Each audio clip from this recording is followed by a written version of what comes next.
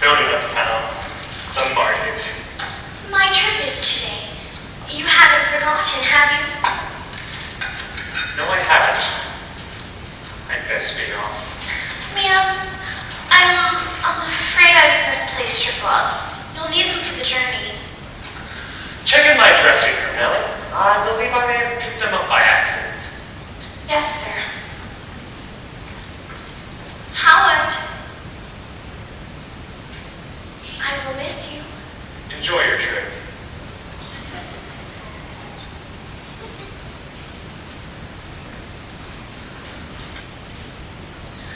Ma'am, I never would have shown you that letter, had I thought it would upset you so.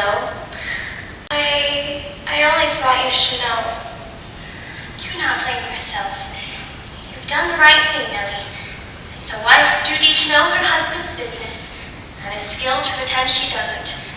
Now take this letter, and place it back exactly as you found it. When you return, I will have thought about what you've done. Now hurry. We do not have much time.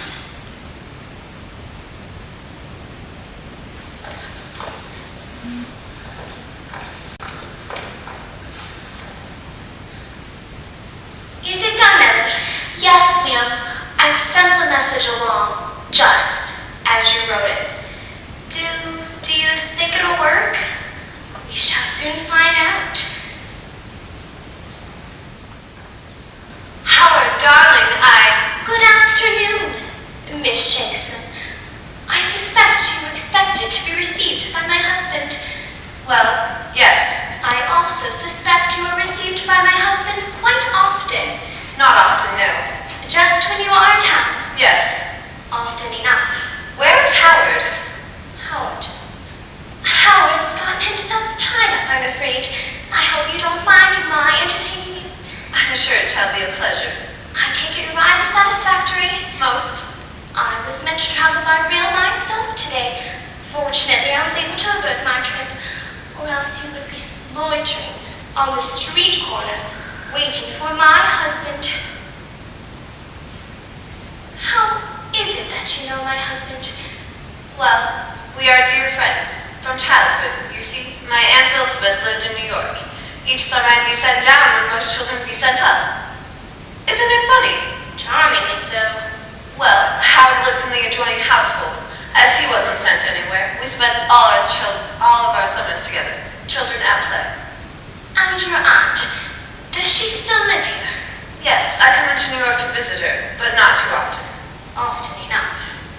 Yes, as you can imagine, I much enjoy visiting with Howard.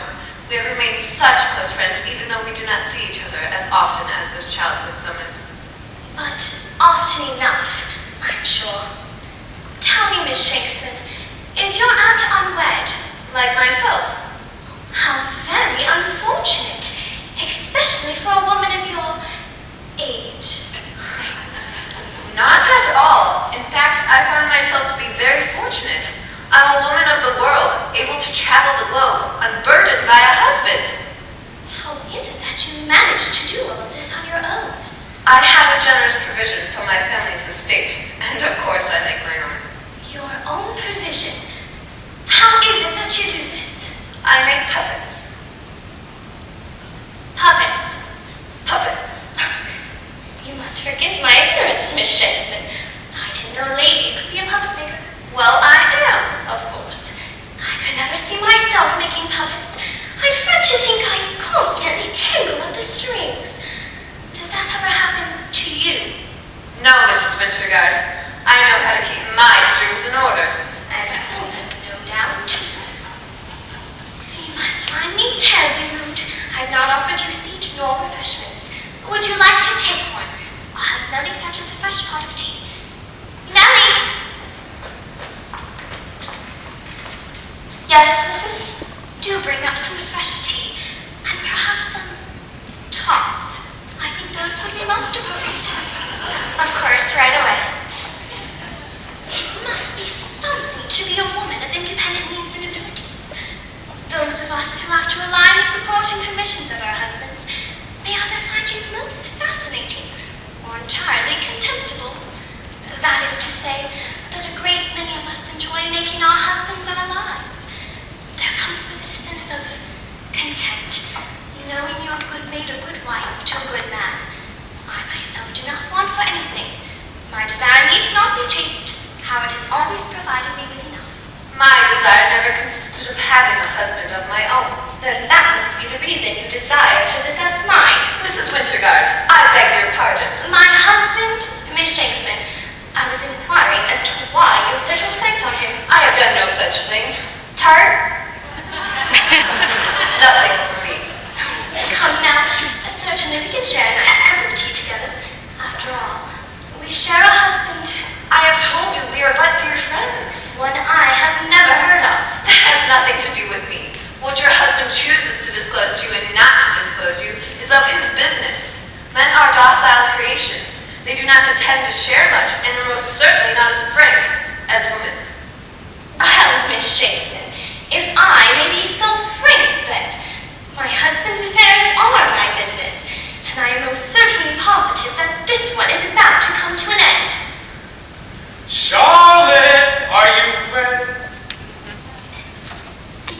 Howard, darling, we were just enjoying a nice cup of tea. Do you care to join us?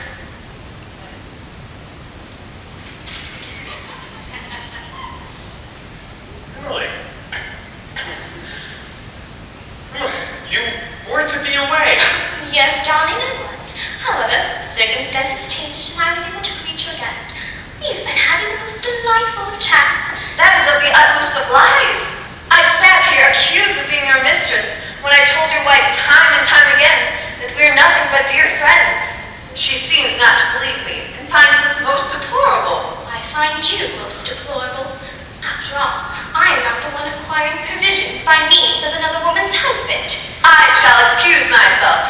Howard, it is quite evident that you need have a stern talking to your wife.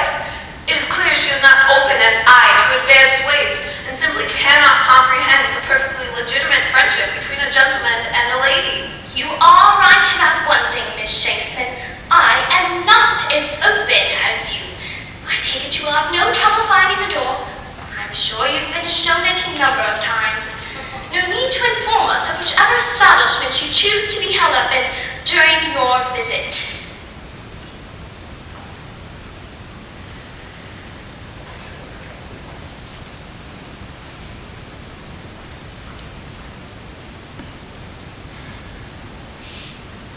How this ghastly mix-up ever occurred, I do not know, but I assure you one thing. Charlotte and I are nothing but friends. There was no mix-up, Howard. Just a setup. And it was I who created it. I who was pulling the strings the whole time. For the first time. I've never meant to hurt you. It's just my heart Your is in... heart! Your heart! How dare you speak to me of your heart? Where has it gone, Howard? Have you misplaced it? Shall we call Miss Shakespeare back to help you find it? Perhaps it is in her handbag. Or deeper yet, in her underskirts. Your heart. Your heart! I dare say. Perhaps you would have lost it altogether if it were not attached to strings. It is attached to no strings, only tangled amongst them. You must believe me when I tell you that I love you. It was you I married, you I made my life with. Then why is she in the picture? There are some things a man cannot get from a marriage. And I'm not talking about those that in privacy, but things on a much grander scale, ones the universe pervades. I'm loyal to you and the vows that we took. It's to myself I am not loyal. It's I let down. Does this woman really fulfill you? She gives you what I cannot.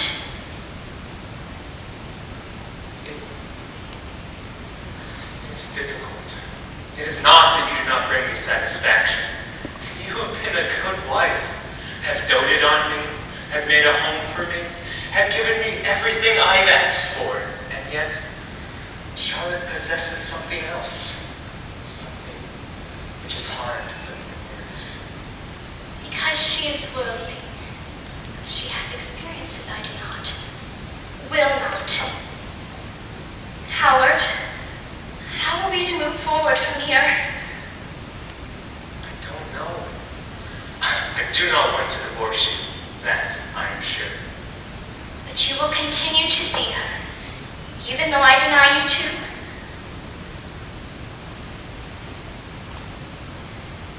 No. I must stop. I will have nothing to do with her, if that is what you want. Will you ever be truly satisfied with that? You cannot tell me that you will not long for something more inside your heart, inside your soul? I myself can never say that I will ever look upon you the same way again. Things have changed here today, Howard. While Miss Shakespeare may be out of our lives, she will never be out of our minds. She will always be what keeps us from being truly connected. Minds grow. Hearts grow. It is that of nature. But as long as we are together, however many long years will have passed, we will always be stuck here, as we are now, unable to move on our own. For you see, Howard, it is Miss Shakespeare who will be eternally guiding our direction in